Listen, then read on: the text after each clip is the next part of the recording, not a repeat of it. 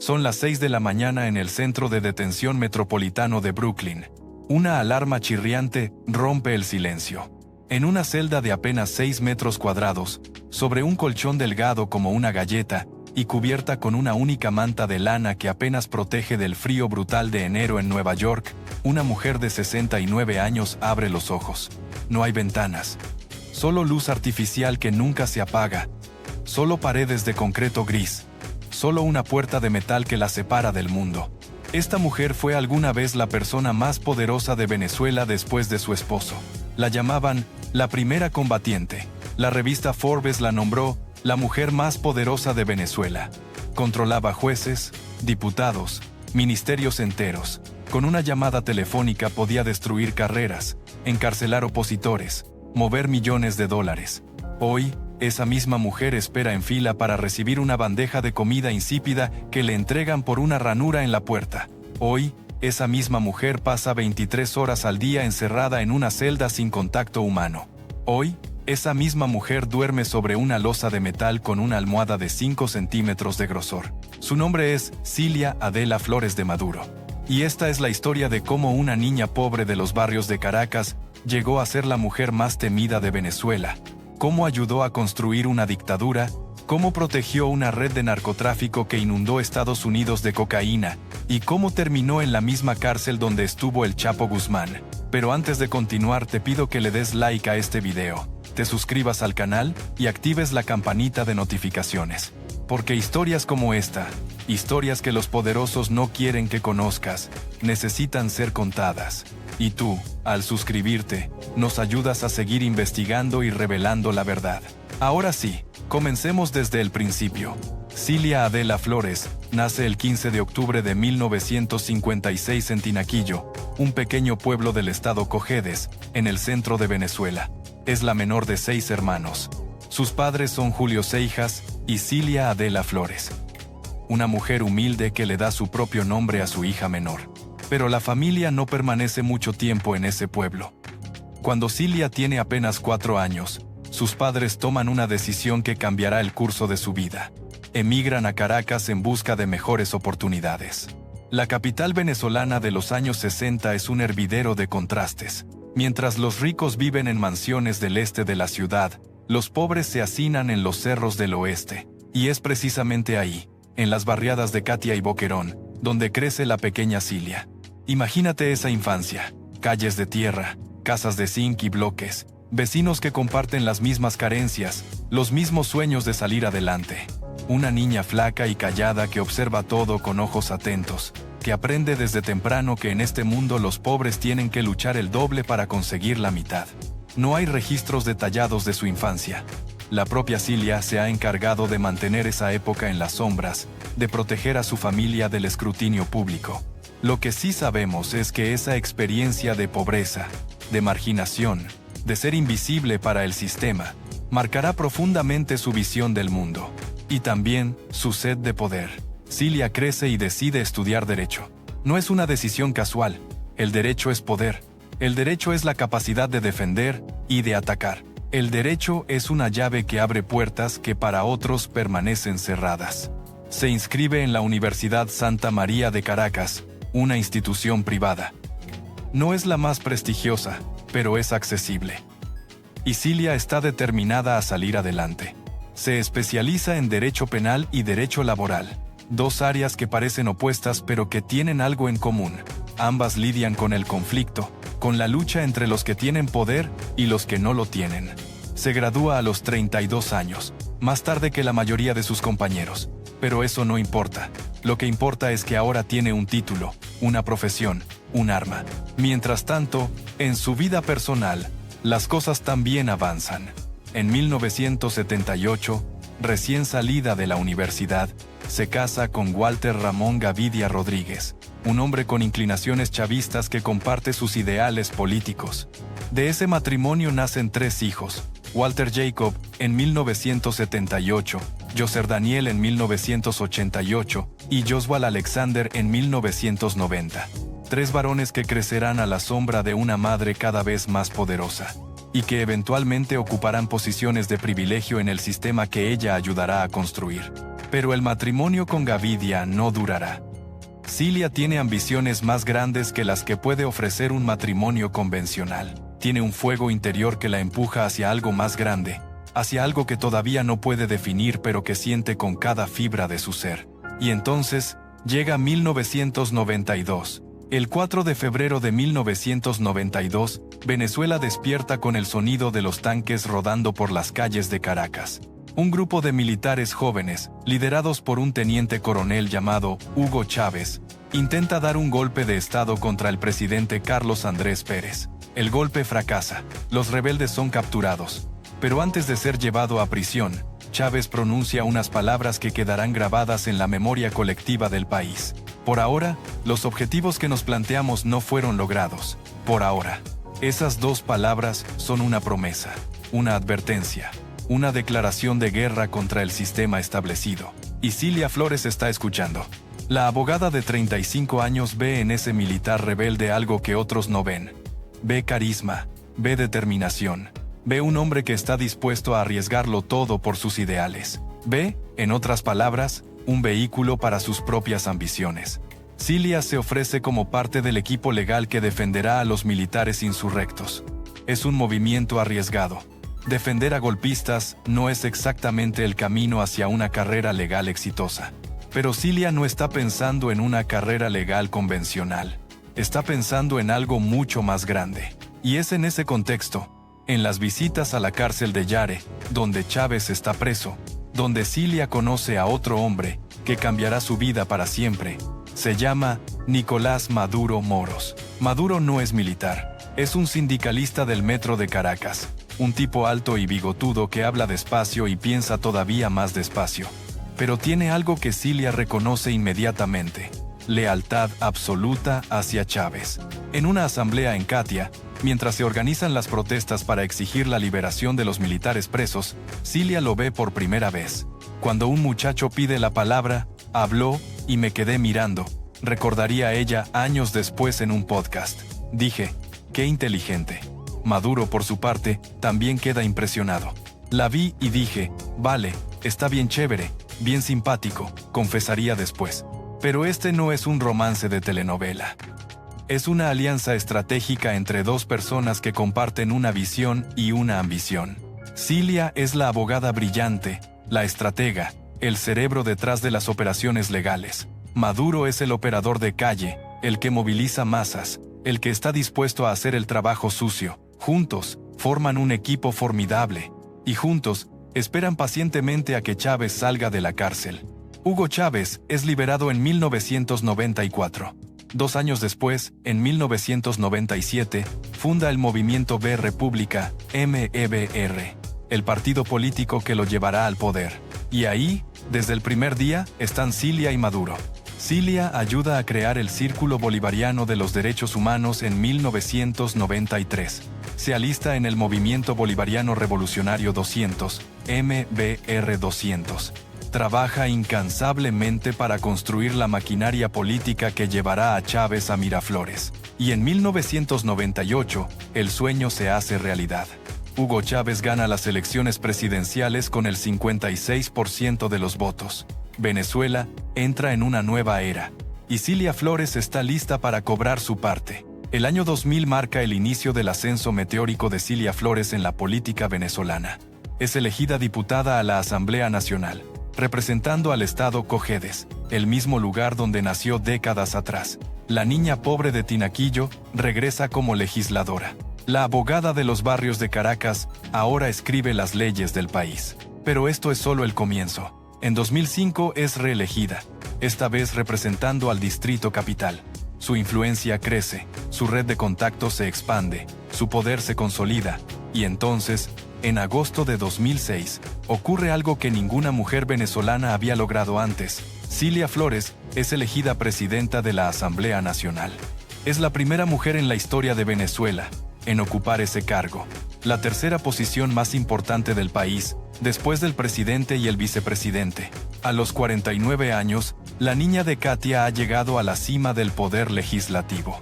Pero con el poder viene la controversia. Una de las primeras decisiones de Cilia como presidenta de la Asamblea es prohibir el acceso de la prensa al hemiciclo.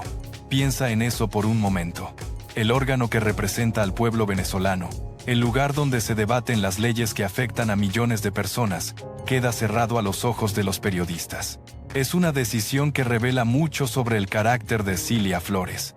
Ella no quiere testigos, no quiere escrutinio, no quiere que nadie vea cómo se toman realmente las decisiones en el poder.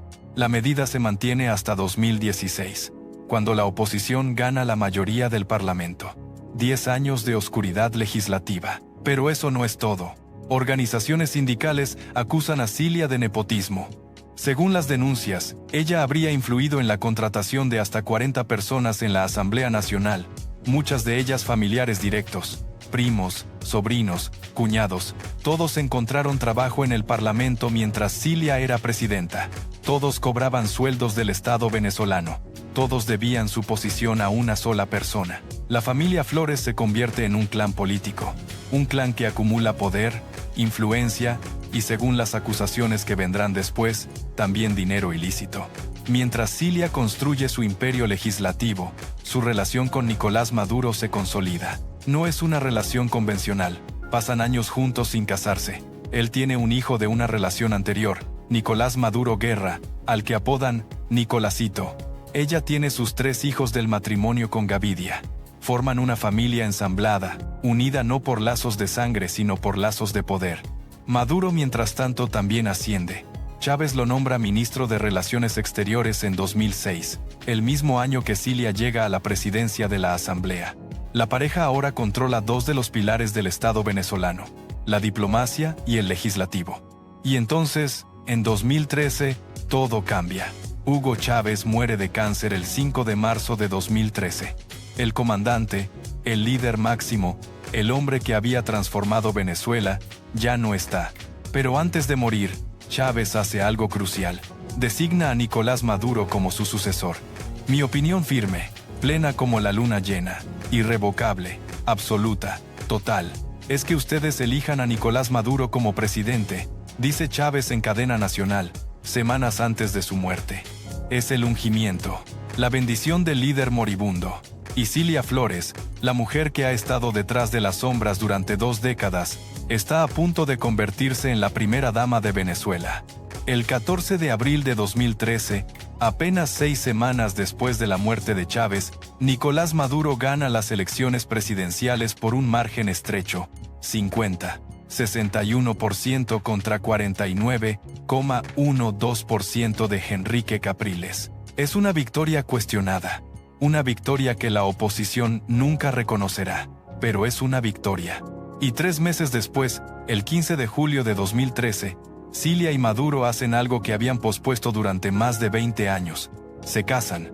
Me casé con Cilia después de 20 años insistiéndole, dice Maduro al anunciar la boda. Me decía, déjame pensarlo.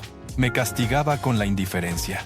La ceremonia es un evento familiar pequeño, oficiado por el alcalde de Caracas, Jorge Rodríguez, un hombre que será pieza clave del régimen en los años por venir. Cilia Flores ya no es solo la presidenta de la Asamblea Nacional, ahora es la primera dama de Venezuela.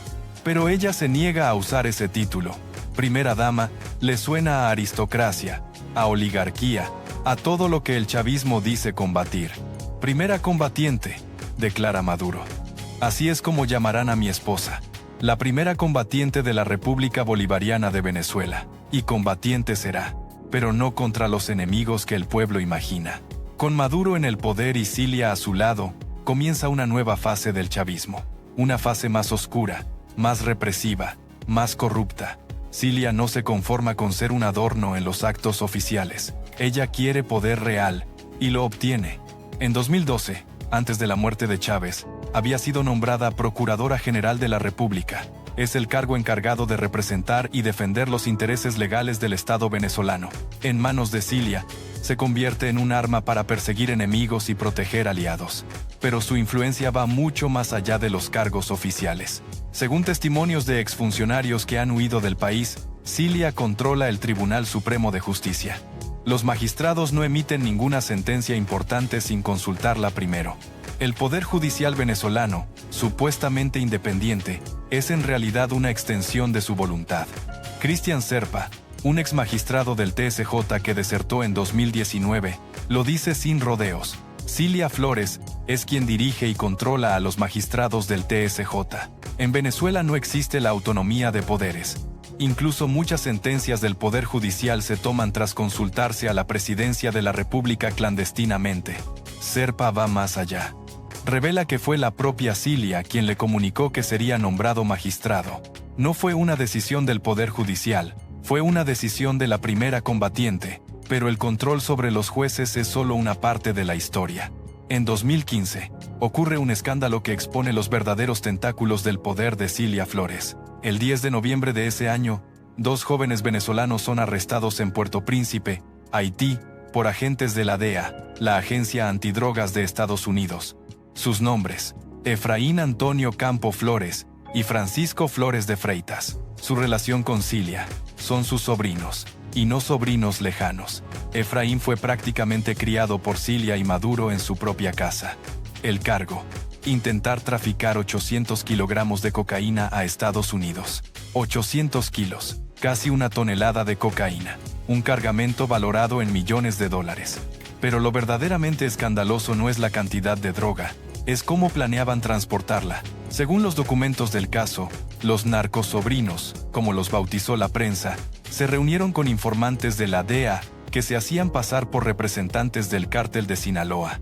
En esas reuniones, grabadas en video y audio, los sobrinos de Cilia hacen revelaciones escalofriantes. Dicen que pueden sacar la cocaína desde el hangar presidencial del aeropuerto de Maiquetía, el mismo hangar donde despegan y aterrizan los aviones del presidente de Venezuela. Dicen que la droga viene de las FARC, la guerrilla colombiana. Dicen que necesitan el dinero para financiar la campaña electoral de su tía Cilia a la Asamblea Nacional. Mi mamá está compitiendo en la elección y necesito 20 millones de dólares, dice Efraín Campo en una de las grabaciones. En otras palabras, el asunto del dinero. Lo necesitamos para diciembre. Cuando son arrestados, ambos llevan pasaportes diplomáticos venezolanos. Viajan en un jet privado. Están acompañados por escoltas de la presidencia de Venezuela. Son, literalmente, la familia del poder. El juicio de los narcosobrinos se convierte en un espectáculo revelador del funcionamiento interno del régimen venezolano. Los fiscales presentan grabaciones, fotos, mensajes de texto. En una imagen, uno de los sobrinos posa con un paquete de 1 kilo de cocaína. Cuando los agentes de la DEA le muestran la foto y le preguntan qué es, responde: "Ese soy yo. ¿Sabes lo que es?". En otras fotos encontradas en sus teléfonos, aparecen posando con armas de asalto. En chats recuperados, intercambian imágenes de una cabeza decapitada y un cuerpo desmembrado. Estos no son narcotraficantes de poca monta. Estos son hombres que se sienten invencibles porque tienen el respaldo del Estado venezolano. El 18 de noviembre de 2016, el jurado los declara culpables de conspiración para importar cocaína a Estados Unidos. El 14 de diciembre de 2017, el juez Paul Crotty los sentencia a 18 años de prisión. Es la primera vez en la historia que familiares de un presidente en ejercicio son condenados por narcotráfico en Estados Unidos. Pero la historia no termina ahí. ¿Cuál es la reacción de Cilia Flores ante el arresto de sus sobrinos? ¿Condena sus acciones? ¿Se distancia de ellos? ¿Acepta alguna responsabilidad? Por supuesto que no. Cilia acusa a Estados Unidos de secuestrar a sus sobrinos. Asegura tener pruebas de que fueron víctimas de una operación ilegal de la DEA. Denuncia una conspiración imperialista contra su familia. Ni ella ni Maduro visitan jamás a los jóvenes en prisión. Esa tarea la asume Wilmer Ruperti, un magnate naviero venezolano que paga los costosos abogados de la defensa. Pero el régimen no abandona a los narcosobrinos. Solo espera el momento oportuno. Y ese momento llega en octubre de 2022. El presidente Joe Biden, en uno de los intercambios de prisioneros más controvertidos de su administración, libera a Efraín Campo y Francisco Flores a cambio de 7 ciudadanos estadounidenses detenidos en Venezuela. Los narcosobrinos, que habían sido condenados a 18 años, salen libres después de solo 5. Regresan a Venezuela como héroes, como víctimas del imperio. Es una bofetada a la justicia y una demostración del poder que todavía tiene la familia Flores. Pero el caso de los narcosobrinos es solo la punta del iceberg. La acusación que Estados Unidos presenta contra Nicolás Maduro en marzo de 2020 revela una red de narcotráfico mucho más amplia y sofisticada. Según los fiscales federales de Nueva York, Venezuela se ha convertido en un narcoestado, un país donde el gobierno no combate el tráfico de drogas, sino que lo facilita, lo protege y se beneficia de él. El Cártel de los Soles, nombrado así por las estrellas doradas que llevan los generales venezolanos en sus uniformes, supuestamente coordina el paso de toneladas de cocaína colombiana hacia Estados Unidos y Europa.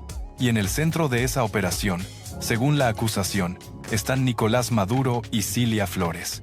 En 2020, el Departamento de Justicia de Estados Unidos ofrece una recompensa de $15 millones por información que lleve al arresto de Maduro. En enero de 2025, Joe Biden incrementa esa recompensa a 25 millones. En agosto de 2025, sube a 50 millones. $50 millones. Es el precio que Estados Unidos pone a la cabeza del hombre más buscado de América Latina. Pero Maduro se siente seguro. Está protegido por las Fuerzas Armadas venezolanas, por las avispas negras cubanas, por un sistema de seguridad diseñado para resistir cualquier amenaza. O eso cree. El viernes 2 de enero de 2026, todo parece normal en Fuerte Tiuna, el enorme complejo militar en el sur de Caracas donde viven Nicolás Maduro y Cilia Flores. Fuerte Tiuna es más que una base militar, es una ciudad dentro de la ciudad, tiene residencias de lujo, búnkeres subterráneos, sistemas de defensa antiaérea, comunicaciones cifradas. Es, supuestamente, el lugar más seguro de Venezuela.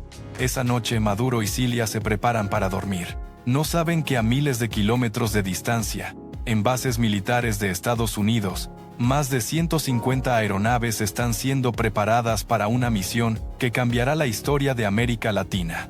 No saben que la CIA tiene un informante dentro de su propio círculo de seguridad. No saben que sus radares están siendo cegados por guerra electrónica estadounidense. No saben que esta será su última noche de libertad. A la 1 de la madrugada del sábado 3 de enero de 2026, el cielo de Caracas se ilumina con explosiones. Las primeras detonaciones ocurren cerca de La Guaira, el puerto principal del país. Luego en Higuerote. Luego en la base aérea La Carlota. Los sistemas de defensa antiaérea venezolanos, los misiles Buk M12 de fabricación rusa, son destruidos antes de que puedan disparar un solo proyectil. A la 1:50, se corta la electricidad en partes de Caracas. Un ataque cibernético coordinado apaga el suministro eléctrico. A las 2:01, helicópteros MH-60 Litro y MH-40 y 7G del 160 grado. Regimiento de Aviación de Operaciones Especiales del Ejército de Estados Unidos descienden sobre Fuerte Tiuna. A bordo vienen los operadores de la Fuerza Delta, la unidad de élite más letal del ejército estadounidense. La operación se llama Determinación Absoluta, y su objetivo es capturar a Nicolás Maduro y Cilia Flores. Lo que sucede en los siguientes minutos parece sacado de una película de Hollywood. Los helicópteros reciben fuego antiaéreo mientras se acercan al complejo. Uno de ellos es alcanzado, pero permanece operativo.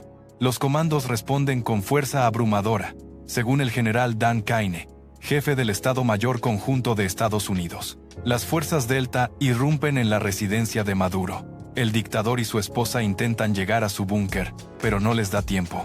Las puertas de acero fueron abiertas en cuestión de segundos, dirá después el presidente Donald Trump. Fue como un show de televisión. A las 3:30 de la madrugada, Nicolás Maduro y Cilia Flores son capturados. La operación militar ha durado 47 segundos. No les da tiempo ni de vestirse. A las 4:31, la pareja es subida a bordo del USS Iwo Jima, un buque de asalto anfibio que espera en aguas internacionales del Caribe. Donald Trump publica una fotografía en Truth Social.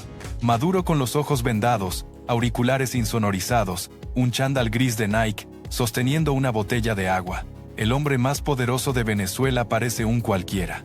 A su lado, aunque no aparece en la foto, está Cilia Flores, golpeada, con fracturas en las costillas, con una venda en la frente por las heridas sufridas durante la captura. La primera combatiente ha caído. El lunes 5 de enero de 2026, Nicolás Maduro y Cilia Flores son llevados ante el Tribunal Federal del Distrito Sur de Nueva York. El juez Alvin K. Hellerstein les lee los cargos. Contra Maduro, conspiración de narcoterrorismo, conspiración para la importación de cocaína, posesión de ametralladoras y dispositivos destructivos, y conspiración para poseer esas armas. Contra Cilia: conspiración para importar cocaína a Estados Unidos, posesión de ametralladoras y dispositivos destructivos, y conspiración para poseer esas armas. Pero hay más. La acusación revela que Cilia Flores está acusada de aceptar cientos de miles de dólares en sobornos en 2007 para organizar una reunión entre un narcotraficante de gran escala y Néstor Reverol Torres, entonces director de la Oficina Nacional Antidrogas de Venezuela. Piensa en eso. La esposa del futuro presidente, organizando reuniones entre narcos y el jefe de la agencia antidrogas del país, y cobrando por ello. El acuerdo, según los fiscales, incluía un soborno mensual al director antidrogas más $100,000 por cada vuelo cargado de cocaína, para asegurar el paso seguro del vuelo. Parte de ese dinero, dice la acusación, fue a parar a los bolsillos de Cilia Flores. Pero los sobornos no son lo peor. La acusación también señala que Maduro y Cilia ordenaron secuestros, golpizas y asesinatos de personas que les debían dinero del narcotráfico o que amenazaban sus operaciones. Eso incluye, según el documento, el asesinato de un líder narcotraficante en Caracas, la mujer que se presentaba como defensora de los derechos humanos, la abogada que fundó un círculo bolivariano dedicado supuestamente a proteger a los vulnerables, está acusada de ordenar asesinatos para proteger sus negocios de droga. Cuando el juez le pregunta cómo se declara, Maduro responde: soy inocente, no soy culpable, soy un hombre decente, el presidente de mi país. Cilia, por su parte, se identifica como la primera dama de la República de Venezuela y se declara completamente inocente. Pero las declaraciones de inocencia suenan huecas ante el peso de las evidencias. El juez ordena que ambos permanezcan detenidos en el Centro de Detención Metropolitano de Brooklyn hasta su próxima audiencia, programada para el 17 de marzo de 2026. La pareja más poderosa de Venezuela ahora comparte prisión con el Mayo Zambada, cofundador del cártel de Sinaloa, con Luigi Mangione, el hombre acusado de asesinar al CEO de United Healthcare, con miembros del Tren de Aragua. Es la misma cárcel donde estuvo el Chapo Guzmán antes de ser trasladado a una prisión de máxima seguridad. Es la misma cárcel donde murió Jeffrey Epstein. Es, según los abogados que la conocen, un infierno. Ahora piensa en el contraste. Hace apenas unas semanas, Cilia Flores vivía en un complejo militar fortificado en Caracas. Tenía guardaespaldas, sirvientes, cocineros, viajaba en aviones privados, controlaba jueces, fiscales, legisladores. Hoy, duerme en una celda de 6 metros cuadrados. El colchón es tan delgado que siente el metal debajo de su cuerpo. La almohada mide apenas 5 centímetros. La única protección contra el frío de enero en Nueva York es una manta de lana que apenas cubre. No hay aire acondicionado en verano. No hay calefacción suficiente en invierno. En 2019, un apagón dejó a los prisioneros del MDC Brooklyn sin electricidad ni calefacción durante una semana entera en pleno invierno. La comida es insípida y se entrega por una ranura en la puerta. Las visitas son limitadas. El ejercicio al aire libre se reduce a 5 horas por semana. Y lo peor, el aislamiento. Cilia probablemente está en la unidad de vivienda especial, conocida como SHU. Allí, los prisioneros pasan hasta 23 horas al día encerrados en sus celdas. Las salidas son escoltadas por múltiples guardias. El contacto humano es mínimo. Es probable que no pueda ver a su esposo regularmente, a pesar de estar en el mismo edificio. Es probable que pase los días en soledad, mirando las paredes de concreto gris, recordando los días de gloria que se fueron para siempre. Y mientras Cilia sufre en su celda, el mundo sigue girando. En Venezuela, Delcy Rodríguez asume como presidenta interina. El régimen chavista sobrevive, pero debilitado, fracturado, tambaleante. Los hijos de Cilia quedan en una posición precaria. Walter Jacob, que era juez en Caracas gracias a la influencia de su madre, debe preguntarse cuánto tiempo pasará antes de que también vengan por él. Nicolás Maduro Guerra, el hijastro al que Cilia ayudó a criar, también está acusado en la nueva imputación. Los fiscales lo señalan de asistir a una reunión con representantes de las FARC en Medellín, en 2020, para coordinar el transporte de cocaína y armas durante los próximos 6 años. La familia que Cilia construyó con tanto cuidado la red de poder que tejió durante décadas, se desmorona ante sus ojos. Pero quizás lo más difícil para Cilia no sea el frío, ni el hambre, ni la soledad. Quizás lo más difícil sea la certeza de que no hay salida. Los cargos que enfrenta pueden resultar en cadena perpetua. A sus 69 años, es probable que pase el resto de su vida en una prisión federal de Estados Unidos. No habrá indulto esta vez. No habrá intercambio de prisioneros. No habrá negociación que la libere como liberó a sus sobrinos. Porque esta vez, los que están en la cárcel no son familiares del poder. Son el poder mismo. Y Estados Unidos no tiene ningún incentivo para dejarlos ir. Cuando miras esta historia desde arriba, ves un patrón que se repite en toda América Latina. Ves a personas que llegan al poder prometiendo defender a los pobres, a los marginados, a los olvidados, que usan el lenguaje de la revolución y la justicia social para construir un mito de sí mismos como salvadores del pueblo. Y luego ves cómo esas mismas personas se corrompen, cómo acumulan fortunas mientras su pueblo pasa hambre, cómo reprimen a cualquiera que ose cuestionar su poder, cómo se alían con narcotraficantes, con terroristas, con lo peor de la humanidad, todo para mantenerse en el poder un día más. Cilia Flores es el ejemplo perfecto de este patrón. La niña pobre de Tinaquillo que soñaba con la justicia social, terminó ordenando asesinatos para proteger cargamentos de cocaína.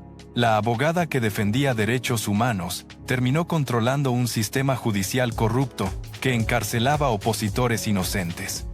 La primera combatiente que decía luchar por el pueblo terminó enriqueciéndose mientras millones de venezolanos huían del país buscando comida. Y ahora, la justicia finalmente la alcanzó, no de la manera que muchos esperaban. No a través de elecciones libres, ni de protestas ciudadanas, ni de presión diplomática internacional. La justicia llegó a las 2:01 de la madrugada, en helicópteros Black Hawk, con comandos de la Fuerza Delta. Llegó de manera violenta, controversial, llena de implicaciones legales y geopolíticas que tomarán años en procesarse. Pero llegó. Y ahora Cilia Flores, la mujer más poderosa de Venezuela, es solo una prisionera más en el Centro de Detención Metropolitano de Brooklyn. Número de registro: desconocido. Celda: desconocida. Futuro: prisión federal de por vida. ¿Qué lecciones podemos sacar de esta historia? Quizás la lección más importante es que el poder es temporal. Por más fuerte que parezca una dictadura, por más invencible que se sienta un tirano, la caída siempre llega. A veces tarda décadas, a veces viene de maneras inesperadas, pero siempre llega. Cilia Flores pasó 30 años construyendo su poder, tejió alianzas, eliminó enemigos, acumuló riqueza, creyó que había creado una fortaleza impenetrable, y todo se derrumbó en 47 segundos. La segunda lección es sobre la naturaleza del poder corrupto. Cilia y Maduro no cayeron por defender ideales revolucionarios, cayeron por narcotráfico, por enriquecerse transportando veneno que destruye familias en Estados Unidos y en todo el mundo. Al final, no eran revolucionarios, eran narcotraficantes con bandera. Y eso es lo más trágico de todo. Porque hubo un momento, hace muchos años, cuando quizás creían genuinamente en algo más grande que ellos mismos. Cuando quizás soñaban con un mundo mejor para los pobres de Venezuela. ¿En qué momento perdieron el camino? ¿En qué momento el ideal se convirtió en excusa? ¿En qué momento la revolución se convirtió en negocio? Quizás nunca lo sabremos con certeza. Quizás ni ellos mismos lo sepan. La tercera lección es para todos nosotros. Debemos ser vigilantes con quienes nos gobiernan. Debemos cuestionar a los que hablan de defender al pueblo mientras acumulan poder sin límites. Debemos exigir transparencia, rendición de cuentas, separación de poderes. Porque cuando dejamos que el poder se concentre sin control, cuando permitimos que una persona o una familia controle todas las instituciones del Estado, abrimos la puerta a la corrupción, a la tiranía, al sufrimiento de millones. Venezuela es un ejemplo doloroso de lo que sucede cuando fallamos en esa vigilancia. 8 millones de venezolanos han huido de su país. Millones más viven en la pobreza extrema. Un país con las mayores reservas de petróleo del mundo no puede alimentar a su propio pueblo. Y en el centro de ese desastre, había una pareja que vivía en un complejo militar fortificado, con guardaespaldas y jets privados, mientras el país se hundía. Hoy, esa pareja está en una cárcel de Brooklyn, él en una celda, ella en otra, separados por paredes de concreto, unidos por el destino que construyeron juntos. ¿Piensan en todo lo que hicieron? ¿Sienten remordimiento por las vidas que destruyeron? ¿Entienden la magnitud del daño que causaron? Probablemente no. Probablemente siguen creyéndose víctimas de una conspiración imperialista. Probablemente siguen viéndose como héroes de una revolución traicionada. Así funcionan las mentes de los tiranos. Nunca admiten culpa, nunca aceptan responsabilidad. Siempre hay alguien más a quien culpar. Pero la historia tiene la última palabra. Y la historia recordará a Cilia Flores no como la primera combatiente, no como la defensora de los pobres, no como la revolucionaria que luchó por un mundo mejor. La historia la recordará como lo que realmente fue. Una mujer que usó el sufrimiento de su pueblo como escalera hacia el poder, que se alió con narcotraficantes y asesinos, que ordenó secuestros y asesinatos para proteger sus negocios ilícitos, que acumuló fortunas mientras su país se moría de hambre. Y la recordará terminando sus días en una celda de 6 metros cuadrados, durmiendo sobre un colchón delgado, cubierta con una manta de lana, pasando frío, pasando hambre, pasando soledad. Es un final apropiado para una historia que comenzó en los barrios pobres de Caracas. La niña de Katia que soñaba con salir de la pobreza, terminó en una prisión estadounidense. La abogada que defendía revolucionarios, terminó siendo juzgada como narcotraficante. La primera combatiente terminó como prisionera número sin rostro, en el sistema carcelario más severo del mundo. La vida de Cilia Flores es una advertencia sobre los peligros de la ambición sin límites, sobre lo fácil que es corromperse cuando el poder no tiene contrapesos, sobre cómo los ideales más nobles pueden convertirse en la peor de las pesadillas. Y es una advertencia también sobre la justicia, que puede tardar, pero que siempre llega. Cilia creía que estaba por encima de la ley, que su poder era suficiente para protegerla de cualquier consecuencia, que podía ordenar crímenes sin jamás pagar por ellos. Se equivocó, y ahora tiene el resto de su vida para reflexionar sobre ese error. En una celda de Brooklyn, sin visitas, sin lujos, sin poder, sola con sus memorias de todo lo que fue y todo lo que hizo. Esa es la historia de Cilia Flores. La historia de una caída que todavía no termina. Si llegaste hasta aquí, te agradezco por tu tiempo. Comparte este video con alguien que necesite conocer esta historia. Dale like, suscríbete y activa las notificaciones para no perderte los próximos videos donde seguiremos investigando a los poderosos que creen que pueden actuar sin consecuencias. Porque mientras haya historias que contar, mientras haya verdades que revelar, mientras haya tiranos que exponer, aquí estaremos, contando las historias que los poderosos no quieren que conozcas. Hasta el próximo video. Pero espera, hay capítulos de esta historia que no hemos contado con suficiente detalle. Capítulos que merecen ser explorados para entender completamente quién es Cilia Flores y cómo llegó a donde está. Hablemos del llamado Club de los Cinco. Porque Cilia no gobernaba sola. Era parte de un círculo íntimo de poder que controlaba absolutamente todo en Venezuela. El Club de los Cinco estaba formado por Nicolás Maduro, el presidente; Cilia Flores, la primera combatiente; Diosdado Cabello, el ministro del Interior y hombre fuerte del ala militar; Delcy Rodríguez, la vicepresidenta ejecutiva; y Jorge Rodríguez, hermano de Delcy y presidente de la Asamblea Nacional. Estos 5 individuos tomaban todas las decisiones importantes del país. No había elección, nombramiento, ley o sentencia judicial que no pasara por su aprobación. Cilia era, según muchos analistas, la eminencia gris del grupo, la que trabajaba en las sombras, la que movía los hilos sin aparecer en primera plana, la que tenía acceso directo al oído del presidente en los momentos más íntimos. Ella era el cerebro y Maduro, la fuerza, dice una fuente que conoció su relación de cerca. Nada importante sucedía sin que Cilia lo supiera y lo aprobara. Y eso incluía las operaciones de narcotráfico. Hablemos también de cómo funcionaba la red de narcotráfico según las acusaciones de Estados Unidos. La Fiscalía describe un sistema que utilizaba todos los recursos del Estado venezolano para transportar droga. Aviones militares, barcos de la Armada, aeropuertos controlados por el gobierno, pasaportes diplomáticos para los mensajeros. El llamado Cártel de los Soles no era un cártel tradicional. Era, según la acusación, el propio Estado venezolano convertido en organización criminal. Los militares de alto rango recibían sobornos por cada cargamento que pasaba. Los jueces eran controlados para garantizar impunidad. Los opositores que descubrían demasiado eran silenciados, encarcelados o desaparecidos.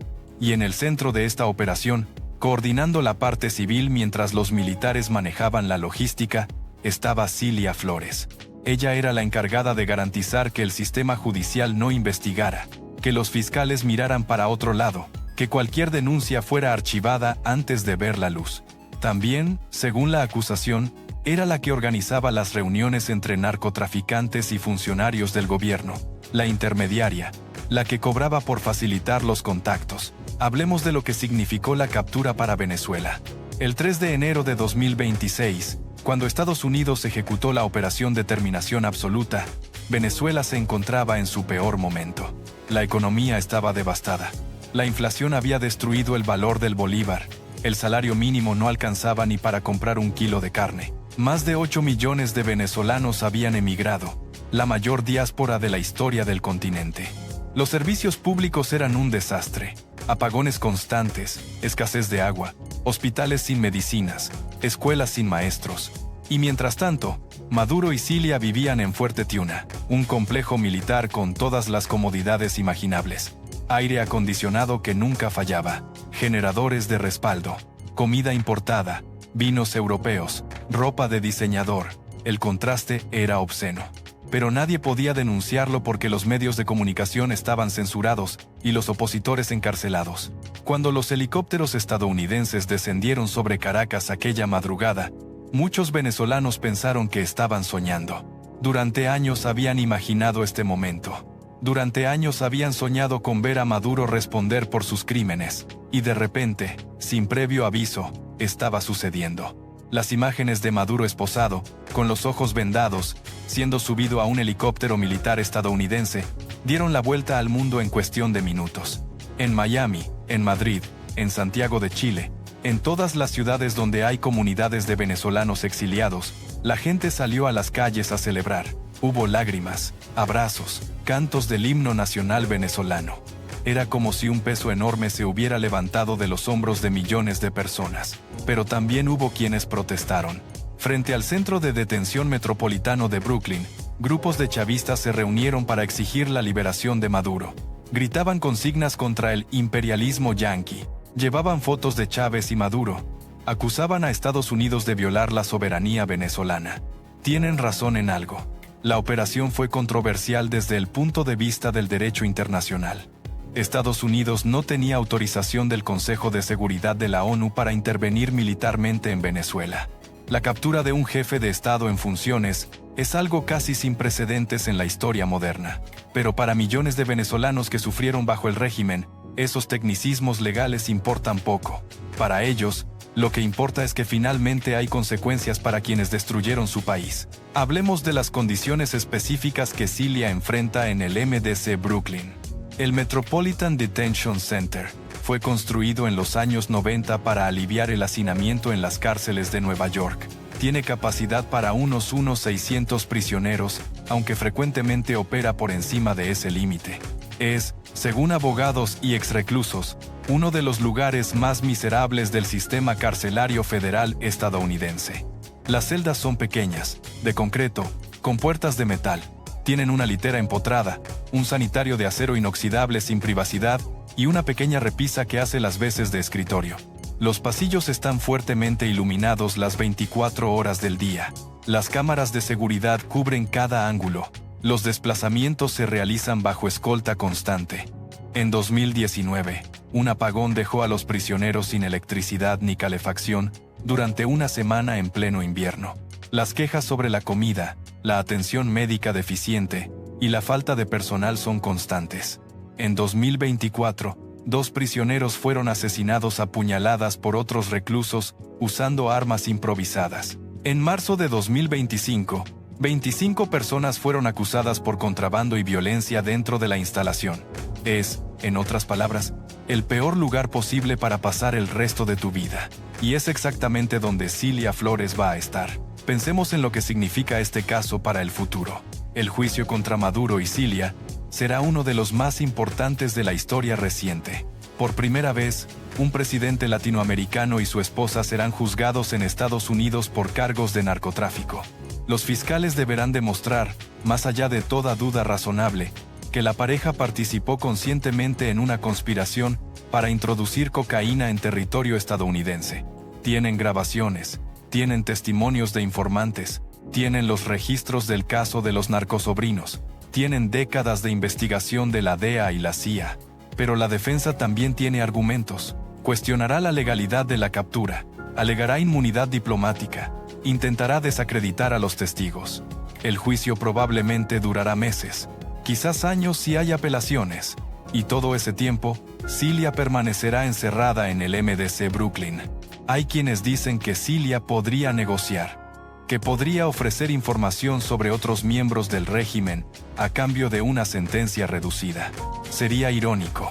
La mujer que controlaba el sistema judicial venezolano, la que decidía quién iba preso y quién salía libre, ahora dependiendo de la misericordia de los fiscales estadounidenses, pero es poco probable que eso suceda. Cilia ha demostrado a lo largo de su vida que nunca admite culpa, nunca cede, nunca se rinde. Es probable que luche hasta el final, aunque el final sea una celda de prisión por el resto de sus días. Y mientras el juicio avanza, Venezuela intenta reconstruirse. Delcy Rodríguez asumió como presidenta interina, pero su legitimidad es cuestionada. La oposición exige elecciones libres. Estados Unidos presiona por una transición democrática. Los militares que sostenían a Maduro recalculan sus lealtades. El chavismo no desapareció con la captura de Maduro. Todavía controla las instituciones del Estado. Todavía tiene millones de seguidores que creen genuinamente en el proyecto bolivariano. Todavía tiene armas, dinero y voluntad de poder. Pero algo cambió fundamentalmente el 3 de enero de 2026.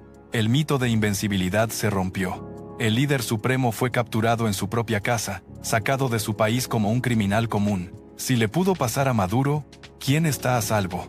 Esa pregunta resuena ahora en la mente de todos los que sostuvieron al régimen.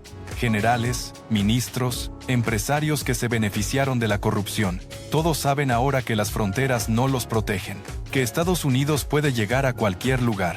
Cilia Flores pasa sus días en el MDC Brooklyn, pensando en todo esto. Piensa en su madre, Cilia Adela, que murió en marzo de 2016 sin imaginar que su hija terminaría así.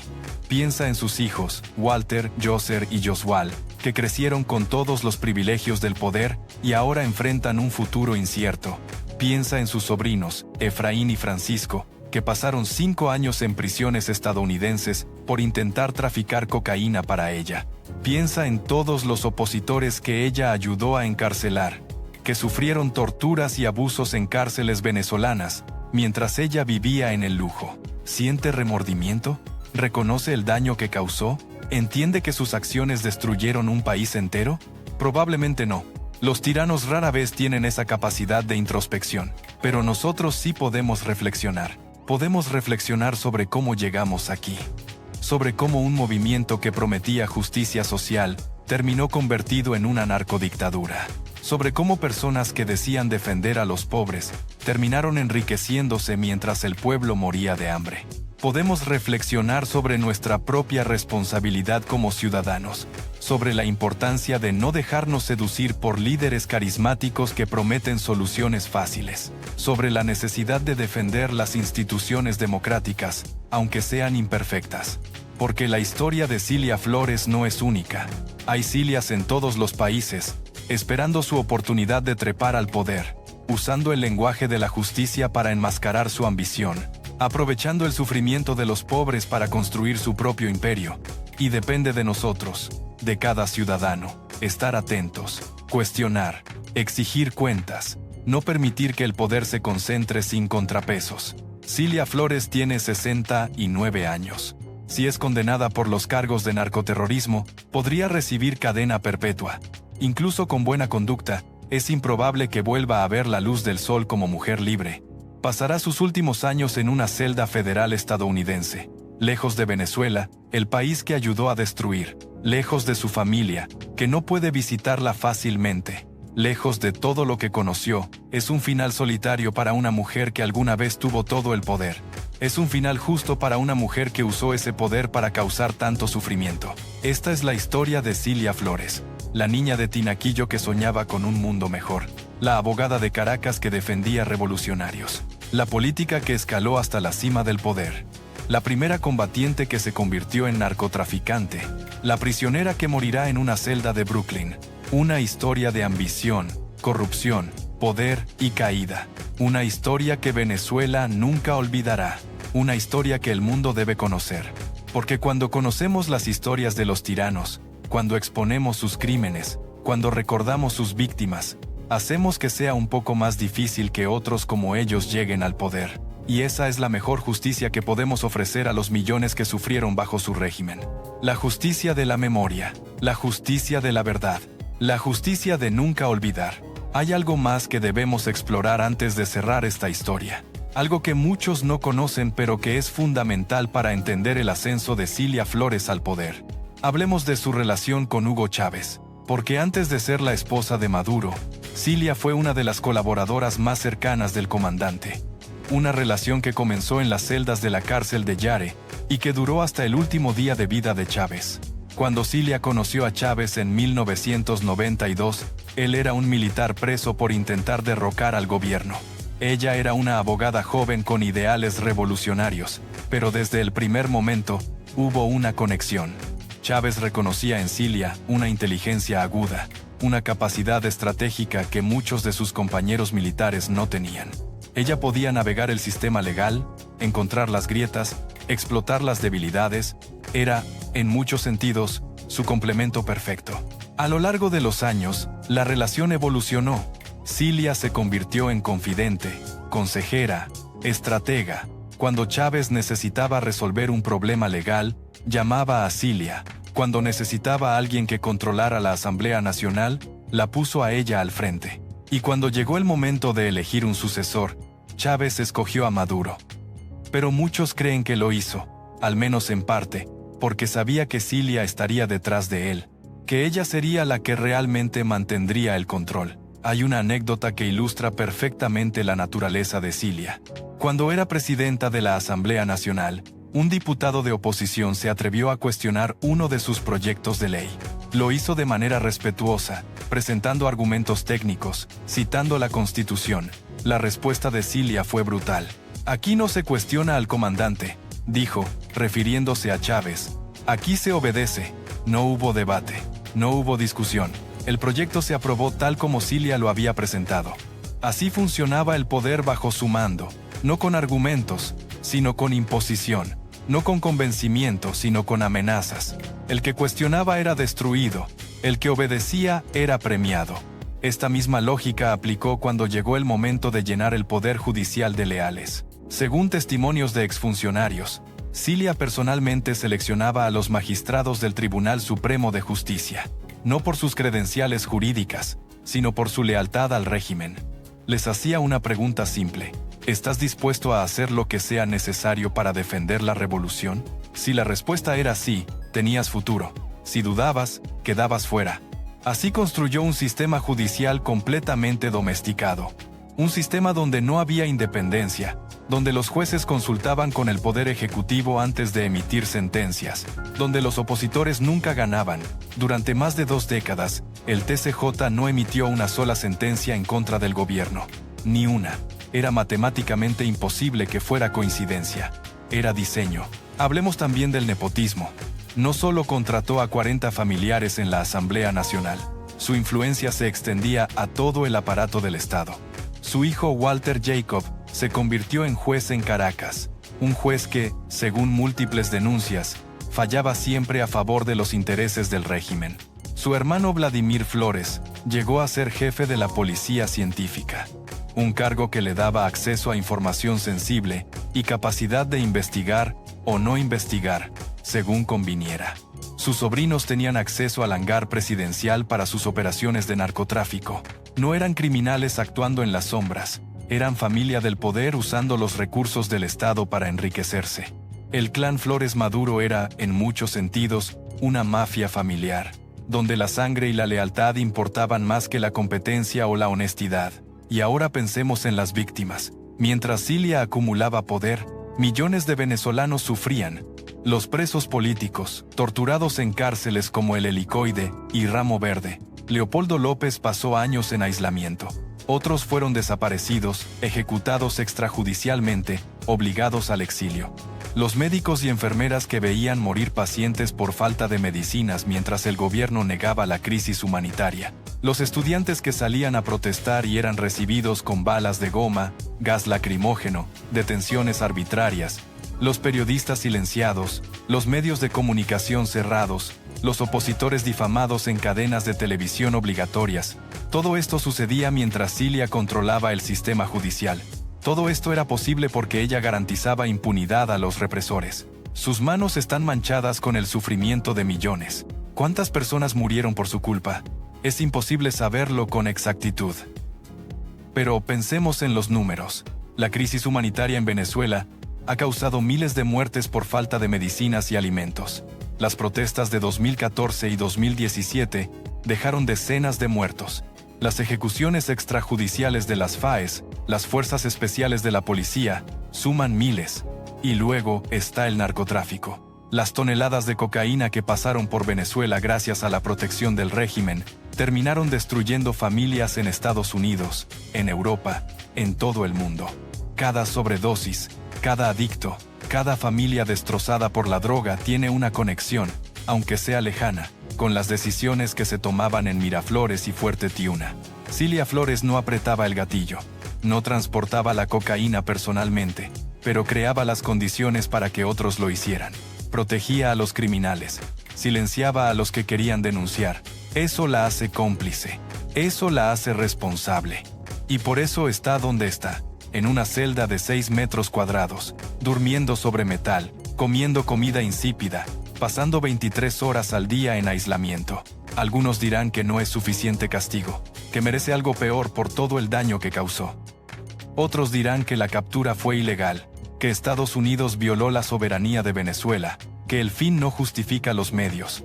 Ambos tienen parte de razón. Pero lo indiscutible es esto. Cilia Flores tuvo la oportunidad de usar su poder para hacer el bien, y eligió usarlo para enriquecerse y destruir. Tuvo la opción de defender al pueblo que decía representar, y eligió aliarse con narcotraficantes y asesinos. Sus decisiones tienen consecuencias, y ahora está viviendo esas consecuencias. El mundo ha cambiado desde que Cilia comenzó su carrera política hace más de 30 años. En 1992, cuando conoció a Chávez, el Internet apenas existía. Las comunicaciones eran lentas, los secretos podían guardarse con relativa facilidad. Hoy, todo se documenta. Cada mensaje de texto, cada llamada telefónica, cada transacción financiera deja un rastro. Los informantes pueden grabar conversaciones con sus celulares, los satélites rastrean movimientos. Las agencias de inteligencia tienen capacidades que habrían parecido ciencia ficción hace 3 décadas. Cilia y Maduro actuaban como si vivieran en el pasado, como si sus crímenes pudieran permanecer ocultos para siempre, como si la impunidad fuera eterna. Se equivocaron. La DEA los investigó durante años. La CIA infiltró su círculo de seguridad. Los fiscales federales construyeron casos detallados con evidencia irrefutable. Y cuando llegó el momento, Estados Unidos actuó con una precisión devastadora. La historia de Cilia Flores es, en última instancia, una historia sobre los límites del poder. Ella creyó que no había límites, que podía controlar jueces, fiscales, legisladores, que podía aliarse con narcotraficantes sin consecuencias, que podía ordenar crímenes y nunca pagar por ellos. Pero siempre hay límites. Siempre hay un punto donde el poder se topa con algo más grande que él. Para Cilia, ese límite llegó a las 2:01 de la madrugada del 3 de enero de 2026, cuando los helicópteros de la Fuerza Delta descendieron sobre Fuerte Tiuna. Para otros tiranos el límite llegará de otras formas. Quizás una revolución popular, quizás una traición interna, quizás el simple paso del tiempo, pero siempre llega. Recuerda esta historia la próxima vez que veas a un líder que promete soluciones fáciles, que dice representar al pueblo mientras acumula poder sin límites, que habla de justicia mientras silencia a sus críticos. Recuerda a Cilia Flores, la niña de los barrios de Caracas que llegó a ser la mujer más poderosa de Venezuela. Y recuerda dónde terminó. En una celda de Brooklyn, sola, derrotada, esperando juicio por narcotráfico. Ese es el destino de los que creen que el poder es para siempre. Ese es el final que espera a todos los que eligen el camino de la tiranía. Gracias por acompañarme hasta el final de esta historia. Si te pareció importante, compártela, dale like, suscríbete, activa la campana de notificaciones, porque mientras haya historias que merecen ser contadas, aquí estaremos para contarlas. Hasta la próxima.